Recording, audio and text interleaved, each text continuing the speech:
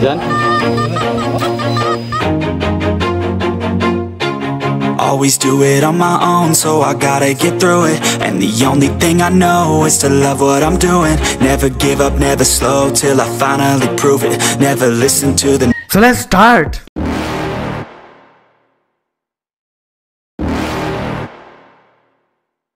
You're never gonna make it, you're not good enough. There's a million other people with the same stuff. You really think you're different? Man, you must be kidding. Think you're gonna hit it, but you just don't get it. It's impossible, it's not probable, you're irresponsible. Too many obstacles, you gotta stop it, yo. You gotta take it slow, you can't be a pro. Don't waste your time no more. Who the fuck are you to tell me what to do? I don't give a damn if you say you disapprove. I'm gonna make my move, I'm gonna make it soon. And I'll do it cause it's what I wanna fucking do. Cause all these opinions and all these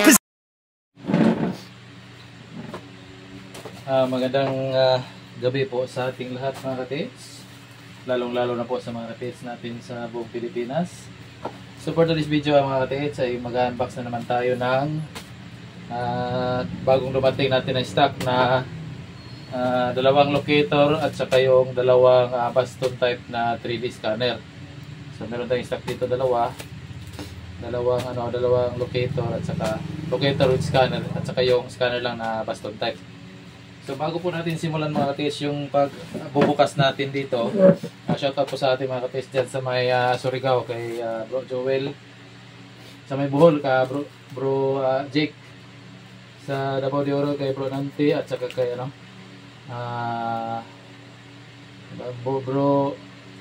sino ba mga bro natin sa may Mulabi, si Bro Arsod. So teka muna mga katis, parang dito lang pala yung natin, yung gunting. Kala ko na wala yung gunting, dito lang pala.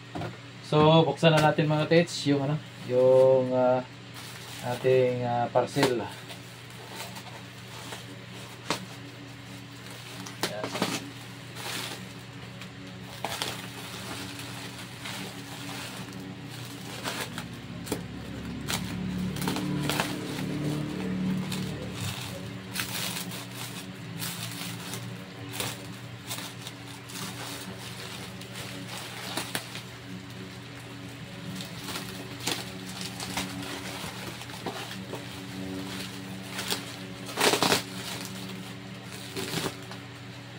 Ayan. Unahin muna natin ito mga katiis yung isa.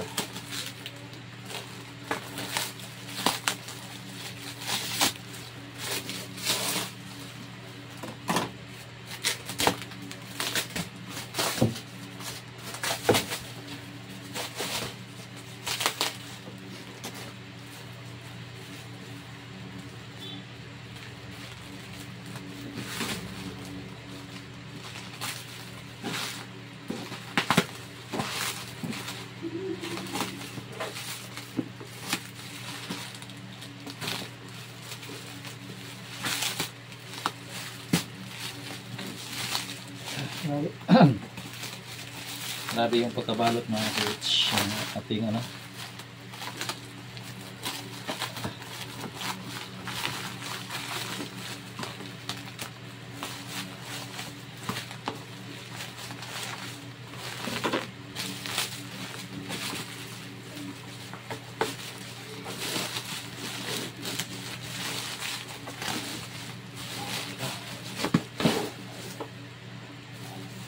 ang ganda ng niya mga ketso.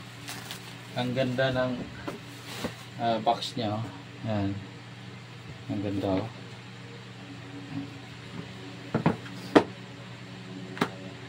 So pwedeng dito, lagyan niyo ng lock dito, yan. Ang ganda. Yan. So ito yung alisin muna natin to para maluwag yung Yan. So ito yung niya, dalawang long range at short range na antenna. Tinatawag tong long range at short range kasi pwedeng habaan, pwedeng iksian.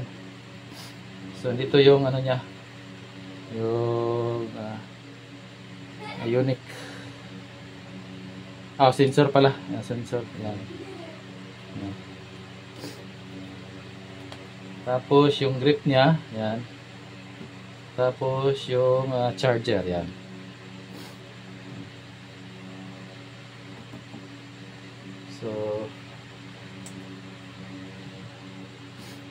Ayan. Ito yung ano niya, yung battery. Ito niya. Ayan. Down. Ayan. Ang ganda mga ka-TS no? Ayan. Ang ganda. Ayan. Napakaganda mga ka-TS no? Ilaw pa. Ayan.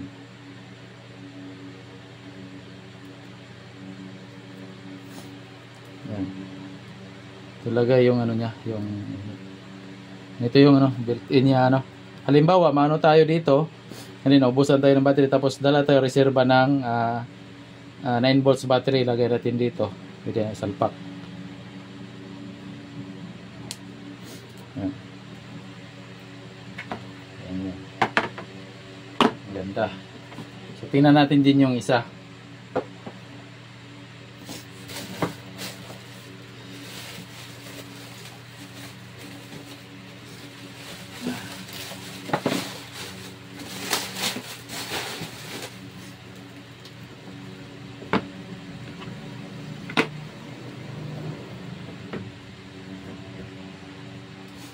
So yan. Dito yung ano, merong ano. Dito yung software. Yan. Same pa rin yan, no.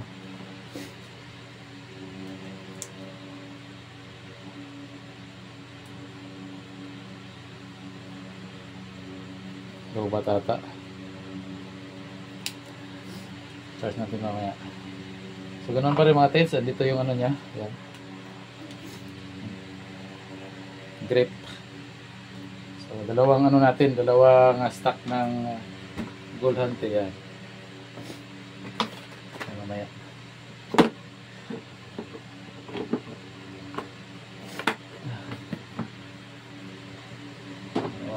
Tapos ano? Yung isa naman ito. Buksan rin natin yung baston type na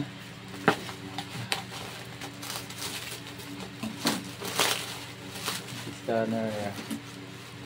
Baston type.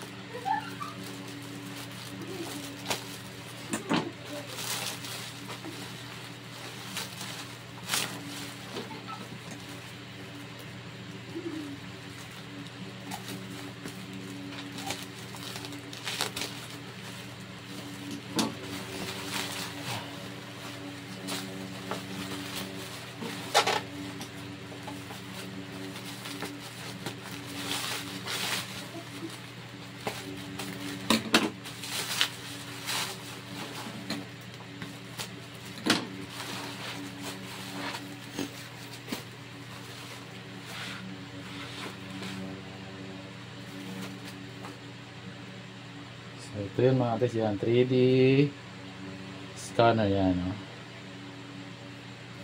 Isa lang pala mga tes, isa lang pala. So kayong dalawa natin, meron tayong darating na dalawa. Meron yung ito, meron na kasing may-ari nito, yan, maganda to, yan. Maganda.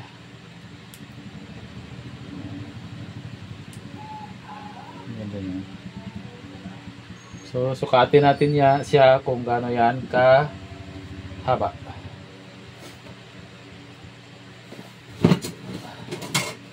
So, ito yan. Nasa ano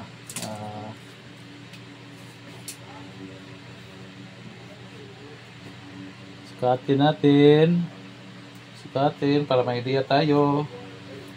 Yan. 30. Yan, ganoon siya ka ano. Ganoon siya ka haba.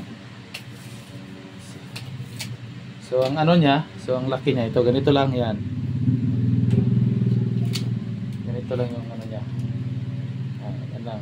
Mga 4 cm. 4 cm yung ano niya.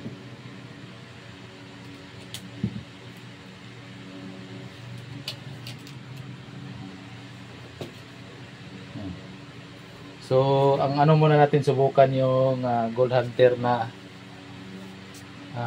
LR 3D. So, yun muna yung ano natin.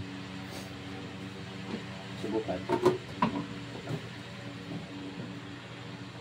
So panoorin nyo na lang siguro mga tits yung part 2. Kasi pag i-continue ko pa sa sa video natin dito, humaba ng humaba, tapos marami na kasing video na naka sa ating cellphone, baka mapuno.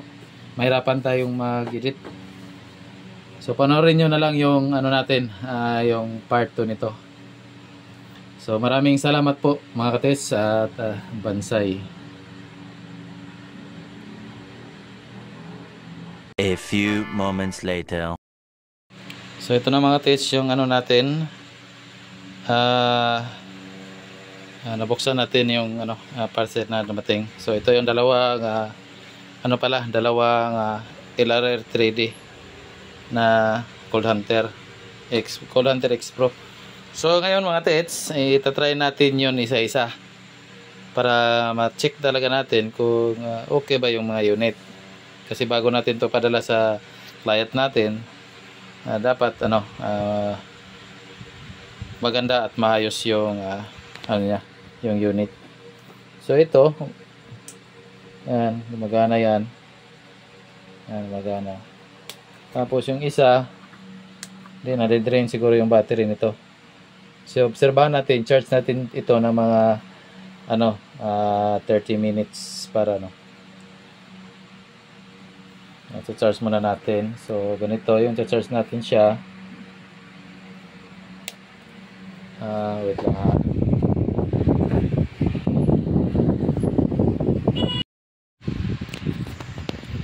So ngayon mga ka-TH, natin siya. I-review natin tong isa, tapos ito i-charge muna natin.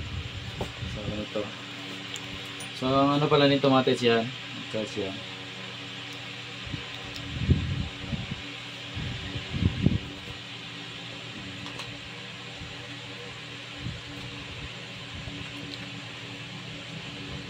Tapos yung charging port na yan, charge natin yan. Tapos yan.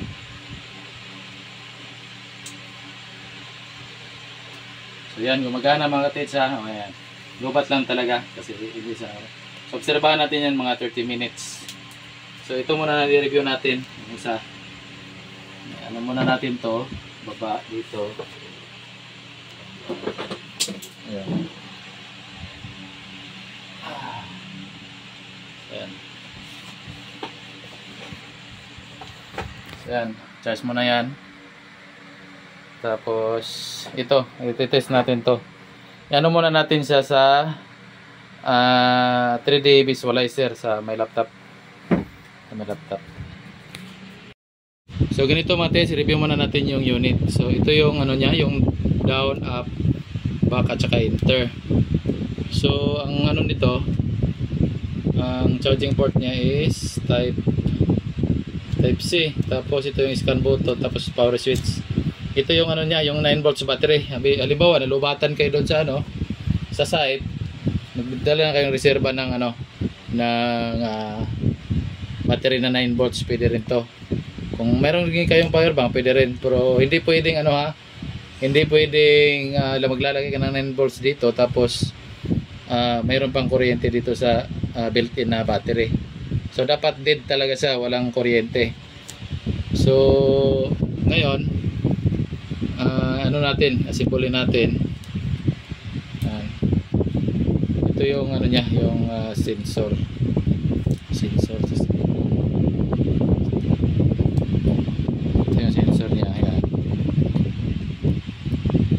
Lagyan ko na lang mga tets ng cellphone stand yung kasi maalog yung natin, yung camera. Kasi yung anak ko lang nag humahawak. So ang gagawin natin mga tets, muna natin to, kunin muna natin siya sa sa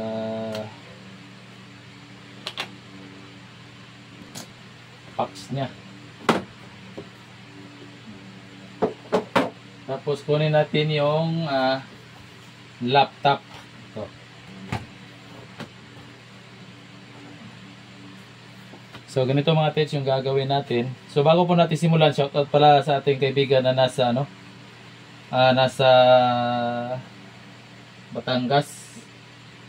So ito na yung unit mo, bro. Oh sir, ito na yung unit mo na ipapaship ko sa'yo. Kasi itetest muna natin talaga dito bago ko ipaship. Para saka ibibideo natin para malaman natin na maayos talaga yung unit natin. So yan, ganyan lang. Ganyan lang. Tapos may groove yan, hindi pwedeng makabaliktad, may groove yan ha. Yan. Ito yan may groove yan. Ito may groove yan ha. Yan. May groove. Saka yung groove dito. Yan. I-diin mo lang tapos higpitan to.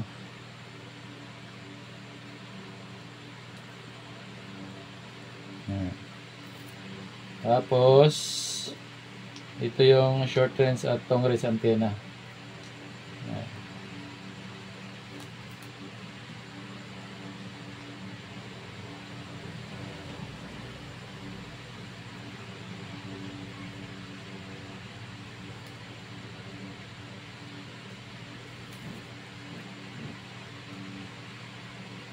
Tapos yung grip niya.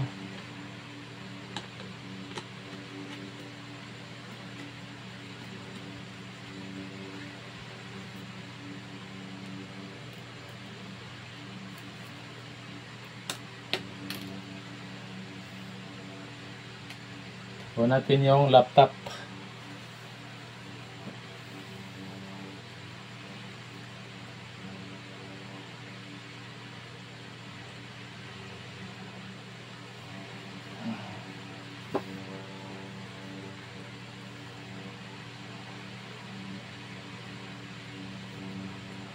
Yan, bumukas na yung yung laptop. So ang una natin gagawin muna ito, para mas maganda maintindihan ng ating mga viewers.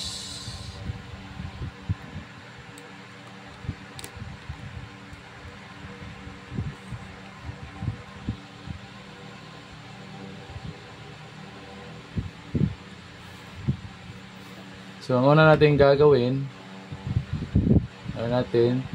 on muna natin yung switch niya, ito.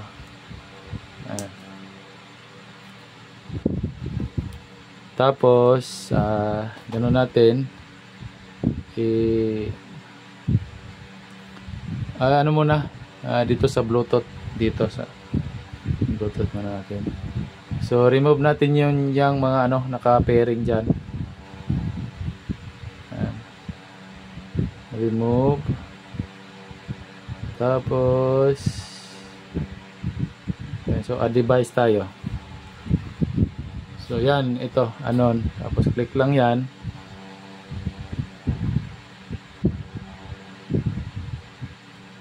Tapos 1, 2, 3, 4. Next. Ayan.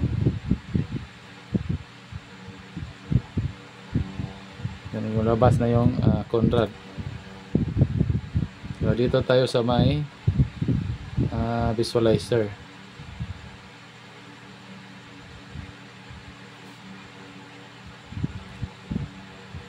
So ang gagawin natin muna dito sa may ibabaw, bandang ibabaw. Atin yan. So dito ilagay natin dito sa may new. Yan, tapos COM 3, naka-COM 3 yan, tapos Groversito, Bluetooth sa ground scan, saka 10 impulse. Ibig sabihin ng 10 impulse, tatlong hakbang.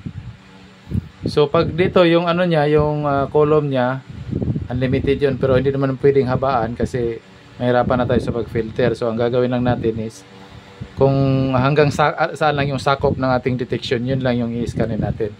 So ganito, okay natin siya. Ayan. Ayan, pag kumikidlap na siya tapos nagre-red. ano muna natin, ilalagay natin siya sa 3D ground scan. Tapos enter. So enter box scan. Tapos pindutin natin to.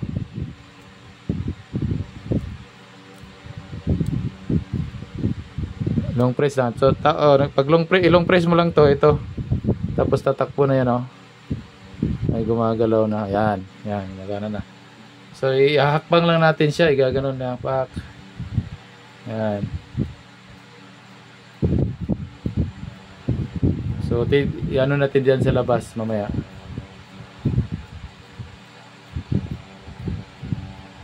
Diyan sa ano. Tapos, yan. Gumagana yan. So, yan. Pagkatapos niyan, i-stop natin. Tapos, back mo lang to. Back mo lang siya. Yan, back. Tapos, stop. So ito yung magiging ano niya, result, scan result. So ito yung ano niya, may mga metallic object. So mayroong ano diyan. Hinuin natin. So yan, naka 5,000 yung reading niya. Tapos ito yung type soil. Soil type neutral o ano ba yung concrete. Kung anong klaseng in-scan mo, diyan mo si-set. Tapos bago mo lagyan ng crosshair para malaman mo yung mga estimated depth diyan. Yan, may binigay siyang 19 feet yan. Tapos yan na lang siya. Yan. So kailangan siyang i-interpolate. Depende na lang sa inyo kung ano magagawin, no? Ayan. May ano dito, may void.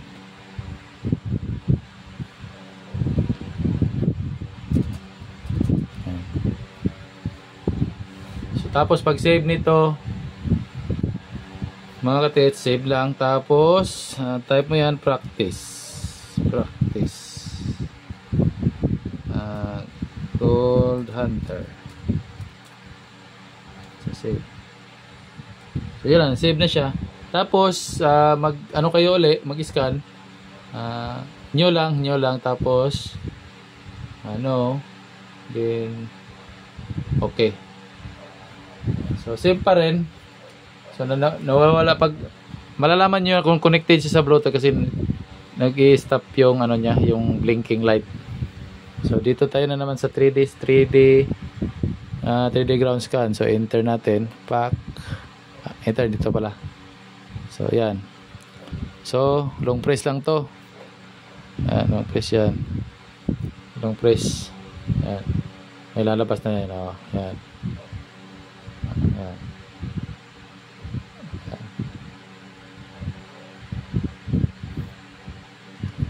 Ganda ng ano nito. Stop. So ganoon pa rin yan. Yan mo lang siya. Yan, ganoon pa rin, same result kanina. Yan, back natin. Wow, ganda. So try natin dito sa may sa may likod ko. Same pa rin, no? Same pa rin yung ano niya, yung scan result. So try natin dito sa likod. Dito sa may detect namin dito sa may terrace. Sandali lang mga katibs.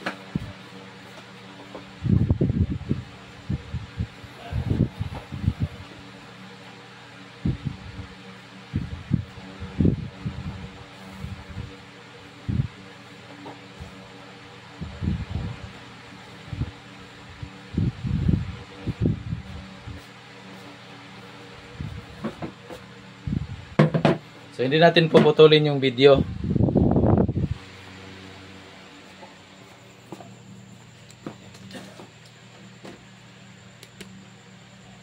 So dito yung ano natin, yung meron kasing nahagip kami dito. So try natin i-scanin.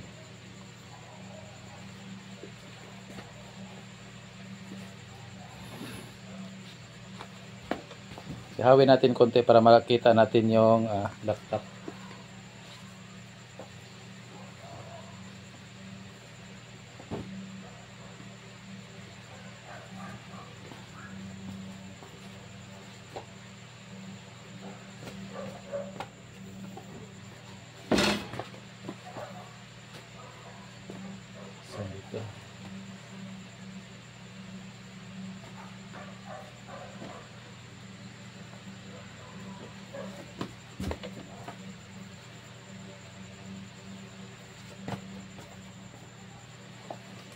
Tapos, stop natin. Anyo natin nyo pala. Stop na to. Ano. Okay. So, i-scanin natin dito. Pindutin lang to. Ayan. So, yan. Pwesto tayo dito.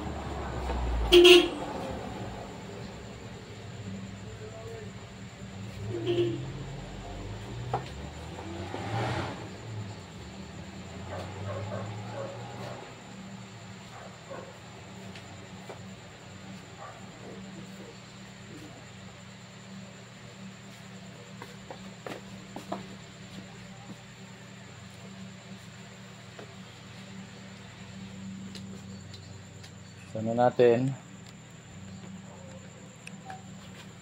Stop natin yan. Stop. So, ito may nano tayo, may nagip. Yan.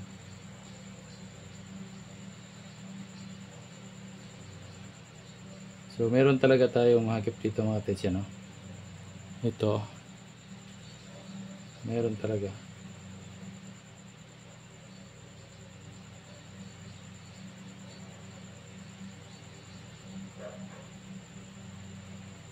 Ito. Meron talaga dito. Ayan.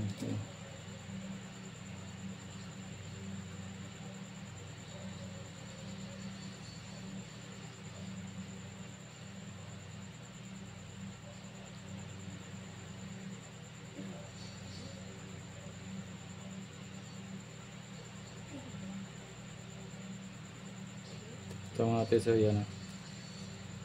Meron talaga. So, try naman natin yung ibang software mga tets.